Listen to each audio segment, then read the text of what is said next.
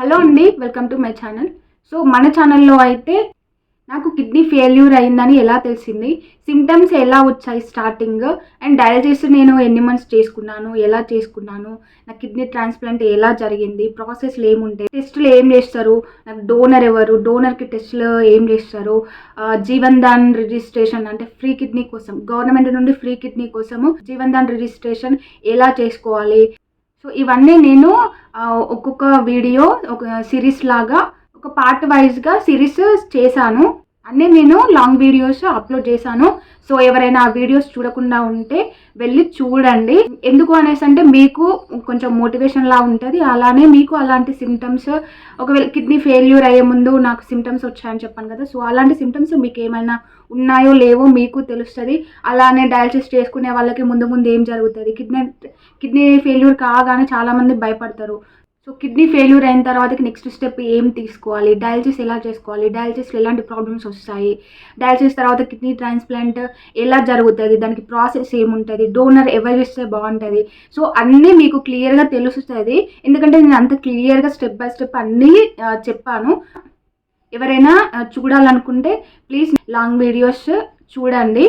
So ఈ వీడియోలో అయితే అసలు డోనర్కి మనకి కిడ్నీ ఇచ్చే వాళ్ళు అంటే డోనర్స్ ఎలా ఉండాలి, అంటే తన హెల్త్ ఎలా ఉండాలి, ఎలా ఉంటే మనకి కిడ్నీ ఇవ్వడానికి ఛాన్సెస్ ఉంటుంది, అంటే వాళ్ళ కిడ్నీ మనం పెట్టుకోవడానికి ఛాన్స్ ఉంటుంది, ఎలా ఉంటే డాక్టర్స్ యాక్సెప్ట్ చేస్తారు, అండ్ ఆ డోనర్స్కి కూడా టెస్టులు ఏముంటాయి, కిడ్నీ ట్రాన్స్ప్లాంట్ తర్వాతకి డోనర్స్కి అంటే తనకి కిడ్నీ తన దగ్గర నుండి కిడ్నీ తీసి మనకు ఎలా పెడతారు, అంటే తనకి ఎలా సర్జరీ చేస్తారు, కిడ్నీ ట్రాన్స్ప్లాంట్ తర్వాతకి హాస్పిటల్లో ఎన్ని డేస్ ఉంటారు, వాళ్ళకి ట్రీట్మెంట్ ఏముంటుంది, కిడ్నీ ట్రాన్స్ప్లాంట్ తర్వాత వాళ్ళకి ఏమైనా మెడిసిన్స్ ఉంటాయా ఉండవా, ఎన్ని డేస్ రెస్ట్ తీసుకోవాలి, తర్వాతకి నార్మల్గా ఉండొచ్చా ఉండరాదా అనేది నేను స్టెప్ బై స్టెప్ క్లియర్గా చెప్తాను. అంటే మా అమ్మ నాకు కిడ్నీ ఇచ్చింది కాబట్టి, సో మా అమ్మ ఎలా ఉంటుంది ప్రజెంట్, మా అమ్మకి టెస్టులు ఏం చేశారు, ఎలా ఉంటుంది, అప్పుడు ఎలా ఉంది, మెడిసిన్స్ మా అమ్మ ఎలా యూజ్ చేసింది అనేది నేను స్టెప్ బై స్టెప్ చెప్తాను. సో మీరు స్కిప్ చేయకుండా ఫుల్ వీడియో చూసేయండి. మన వీడియోలోకి అయితే వెళ్ళిపోదాము. అమ్మ బ్లడ్ నాకు మ్యాచ్ అయిద్దా కాదా అనేసి ఫస్ట్ అయితే బ్లడ్ టెస్ట్ చేసిళ్ళు, అంటే బ్లడ్ గ్రూప్ చెక్ చేసిళ్ళు, బ్లడ్ గ్రూప్ నాకు సెట్ అయిద్దా కాదా అనేసి.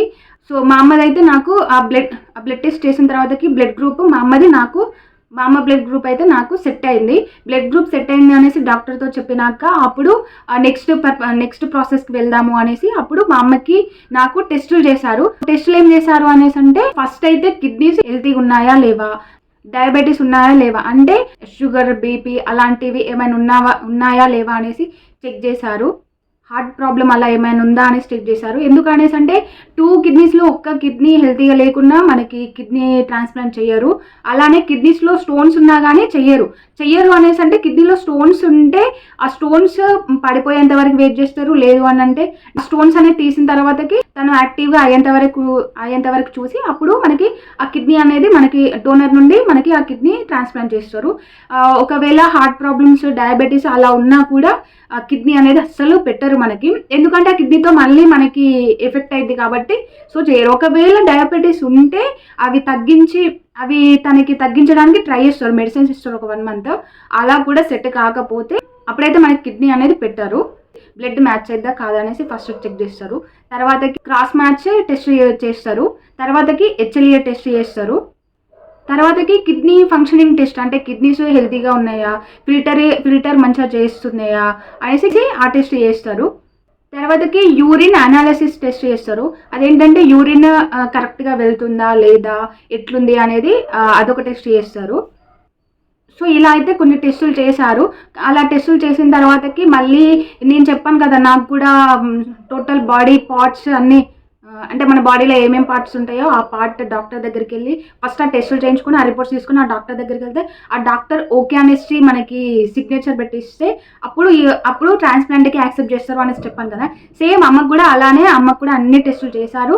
మళ్ళీ సేమ్ ఏ పార్ట్, ఇప్పుడు హార్ట్ ప్రాబ్లం ఉందనుకోండి, హార్ట్ డాక్టర్ ఉన్నాడు అనుకోండి, హార్ట్ సంబంధించిన టెస్టులు మొత్తం చేసుకొని అప్పుడు ఆ రిపోర్ట్స్ తీసుకొని హార్ట్ డాక్టర్ దగ్గరికి వెళ్తే సో తను ఓకే అంతా బాగుంది, ఓకే ట్రాన్స్ప్లాంట్ చేసుకోవచ్చు అనేసి తను ఓకే చెప్పి ఒక సిగ్నేచర్ ఇస్తే ఓకే చేసుకోవచ్చు అనేసి చెప్తారు. సో అలానే లివర్ డాక్టర్ అలానే మిగతా డాక్టర్స్ దగ్గరికి వెళ్ళి అమ్మ కూడా అలానే పర్మిషన్ తీసుకుంది.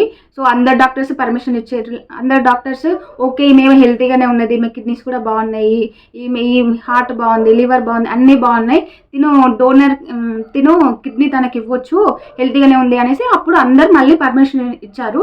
అలా పర్మిషన్ ఇచ్చిన తర్వాతకి ఇంకా మా నెఫ్రాలజీ కూడా ఓకే చేద్దాము అనేసి స్టార్ట్ చేశారు అప్పుడు. సో ఇంకా కిడ్నీ ట్రాన్స్ప్లాంట్కి ఒక డేట్ ఫిక్స్ చేసుకొని ఇంకా కిడ్నీ ట్రాన్స్ప్లాంట్ ముందు రోజు అయితే అడ్మిట్ చేశారు. అడ్మిట్ చేశాక ఇంకా నాకు ఏం జరిగింది, నాకు kidney transplant process kidney transplant ముందు ప్రాసెస్ ఏం చేశారు ఏంటి అనేది నేను వీడియో చేశాను కదా. సో ఆ వీడియో చూడండి, ఎవరైనా చూడకుండా ఉంటే ఇంకా వెళ్ళి చూడండి. సో నాకైతే ఆ ప్రాసెస్ చేశారు. అమ్మకి అప్పుడు నాకు ఏం ప్రాసెస్ చేశారో నాకు అప్పుడు తెలియదు కాబట్టి నేను ఓన్లీ నా ప్రాసెస్లో నాదే మీకు చెప్పాను.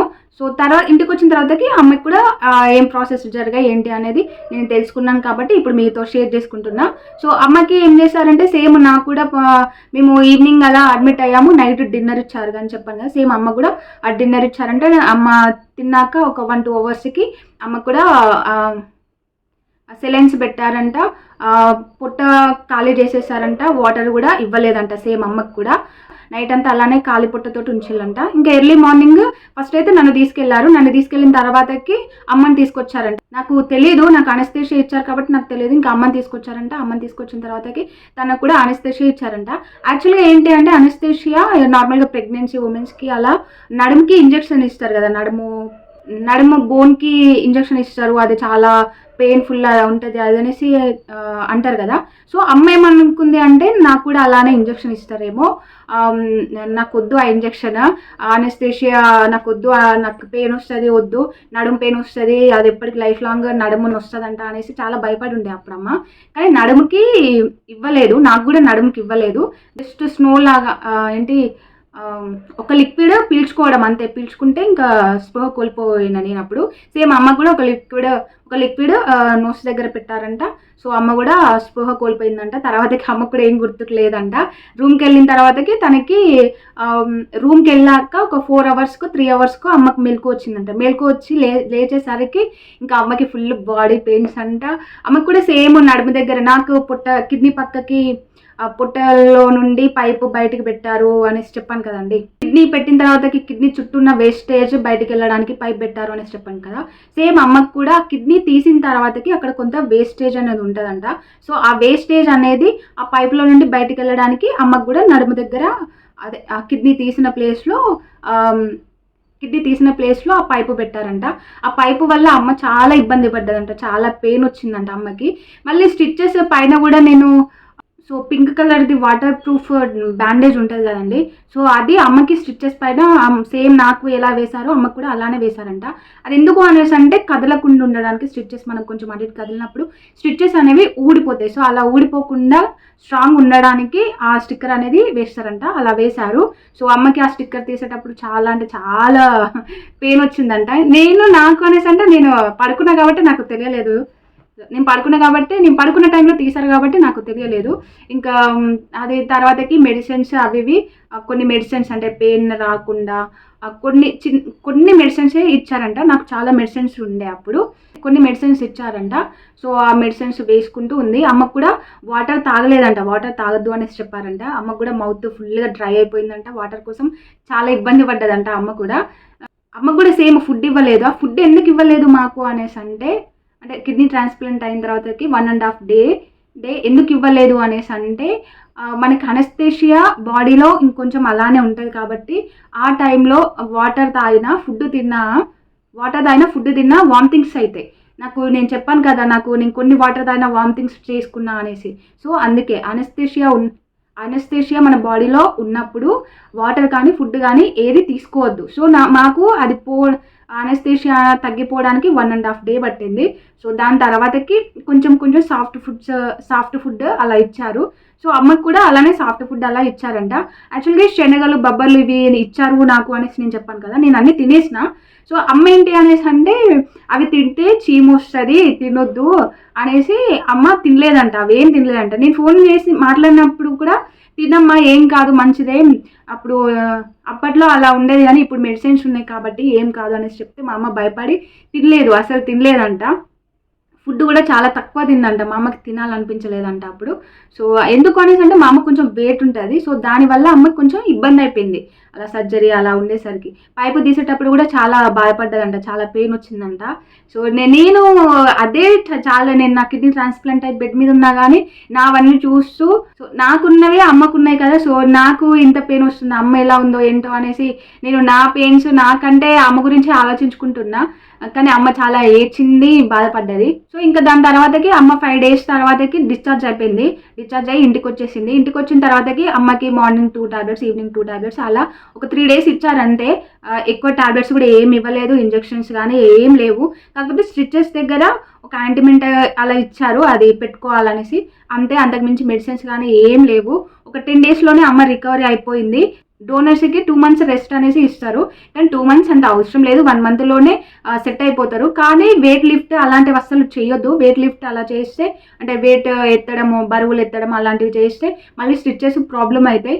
సో ఒక 6 months వరకు అయితే వెయిట్ లిఫ్ట్ చేయకండి, అంటే బరువు ఎత్తొద్దు.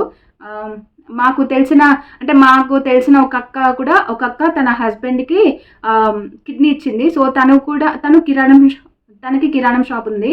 సో తను షుగర్ బస్తాలు అవి ఇవి లిఫ్ట్ చేసిందంట. లిఫ్ట్ చేయడం వల్ల తన స్టిచెస్ ప్రాబ్లం అయ్యి తనకి మళ్ళీ చిన్న సర్జరీ చేశారు. సో అందుకనేసి 6 months మీరు కూడా కొంచెం బరువు లిఫ్ట్ చేయకుండా ఉండాలి. కానీ ట్రాన్స్ప్లాంట్ అంటే కిడ్నీ తీసుకున్న వాళ్ళు 6 months అయితే చాలా జాగ్రత్తగా ఉండాలి. అంటే మాస్క్ ఉండాలి, ఇన్ఫెక్షన్ మనకి తొందర వస్తుంది, మెడిసిన్స్ చాలా ఉంటాయి ఆ టైంలో. సో కిడ్నీ ట్రాన్స్ప్లాంట్ అంటే కిడ్నీ తీసుకున్న వాళ్ళు ఇంకా చాలా జాగ్రత్తగా ఉండాలి. కిడ్నీ డోనర్స్ అంటే ఇచ్చిన వాళ్ళు అంతేం అవసరం లేదు, మాస్క్, ఇన్ఫెక్షన్ అలా ఏం ఉండదు. కానీ 6 months అయితే వెయిట్ లిఫ్ట్ చేయకుండా అలా ఉండాలి అంతే. సో అమ్మ కూడా అలానే ఉంది. నాకు 2 months అయిపోయిన తర్వాతకి ఇంకా అమ్మే నాకు చేసి పెట్టింది. నాకు 3 months వచ్చిన తర్వాతకి ఇంకా అమ్మే నాకు చేసి పెట్టింది. మా అమ్మని ఇంకా నన్ను చూసుకుంది, అంటే అంత సెట్ అయిపోయింది. సో ఇప్పటికి కూడా అమ్మ అన్ని పనులు చేసుకుంటుంది, చేన్లోకి వెళ్తుంది, అన్ని ఇంట్లో పనులు చేసుకుంటుంది, అన్నీ చేసుకుంటుంది, యాక్టివ్గానే ఉంటుంది. కానీ కొంచెము వాటర్ ఎక్కువ తాగుతూ 6 monthsకి ఒకసారి టెస్టులు చేసుకుంటూ అలా ఉండాలి.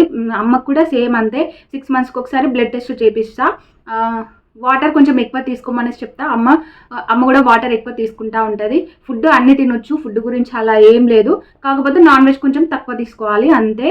సో డైలీ వాకింగ్ అవన్నీ ఇంకా నార్మల్ కదా, అవి చేస్తూ ఉండాలి. సో అమ్మకైతే ట్రీట్మెంట్ ఇలా ఉంది. అంటే డోనర్స్ అంటే కిడ్నీ ఇచ్చే వాళ్ళకి అయితే ప్రాసెస్ ఇలా ఉంటుంది. కిడ్నీ ట్రాన్స్ప్లాంట్ అయినాక, కిడ్నీ ట్రాన్స్ప్లాంట్ ముందు ప్రాసెస్ అయితే ఇలా ఉంటుంది, ఇలా ఉంటారు. డోనర్స్ అంత టెన్షన్ పడాల్సిన అవసరం ఏం లేదు. చాలామంది కిడ్నీ ఇచ్చిన తర్వాతకి ఎలా ఉంటుందో ఏమో, ఒక కిడ్నీతో మేము ఎన్ని రోజులు బ్రతుకుతామో అది అనేసి చాలా థాట్స్ వస్తూ ఉంటాయి. అలా ఏం లేదు, హ్యాపీగా ఉండొచ్చు, ఎలాంటి ప్రాబ్లం రాదు, ఎలాంటి ఇష్యూస్ ఉండవు. ఒక 6 monthsకి ఒకసారి టెస్టులు చేసుకుంటూ, వాటర్ ఎక్కువ తాగుతూ, ఫుడ్ మంచిగా టైంకు తింటూ అలా ఉంటే సరిపోద్ది. మెడిసిన్స్ అలా ఏం వాడడం ఏమి ఉండదు. కిడ్నీ ట్రాన్స్ప్లాంట్ అంటే కిడ్నీ తీసుకున్న వాళ్ళకి కొంత మెడిసిన్స్ ఉంటాయి, కానీ డోనర్స్కి అయితే ఎలాంటి మెడిసిన్స్ ఉండవు, ఏం ఉండవు. సో ఎవరైనా కిడ్నీ ఇవ్వాలనుకునే వాళ్ళైతే హ్యాపీగా ఇవ్వండి, ఏం ఆలోచించకండి, ఏం భయపడకండి, అసలు ఏం జరగదు, ఏం కాదు. కానీ కిడ్నీ ట్రాన్స్ప్లాంట్ టైంలో ఒక 1 week అయితే కొంచెం సఫర్ అవుతారు. 1 week అయితే సఫర్ అవుతారు, మళ్ళీ 1 week తర్వాతకి హ్యాపీగా సెట్ అయిపోతారు. సో ఎవరైనా కిడ్నీ ఇవ్వాలనుకునే వాళ్ళు హ్యాపీగా ఇవ్వండి, ఏం టెన్షన్ పడకండి, ఏం కాదు. సో ఇది మా అమ్మ స్టోరీ. అంటే డోనర్ అంటే కిడ్నీ ఇచ్చే వాళ్ళకి ప్రాసెస్ ఇలా ఉంటుంది అనేసి. ఈ వీడియో మీకు ఎలా అనిపించిందో కామెంట్ చేయండి. సో ఇంకా మీకు ఏమైనా డౌట్స్ ఉన్నా కానీ కామెంట్ చేయండి. నెక్స్ట్ ఏ వీడియో కావాలో కామెంట్ చేయండి. సో నేను దాన్ని బట్టి నెక్స్ట్ వీడియో అప్లోడ్ చేస్తాను. ఎవరైనా మన ఛానల్ని కొత్తగా చూస్తున్నట్టయితే ప్లీజ్ సబ్స్క్రైబ్ చేసుకోండి. Thank you so much.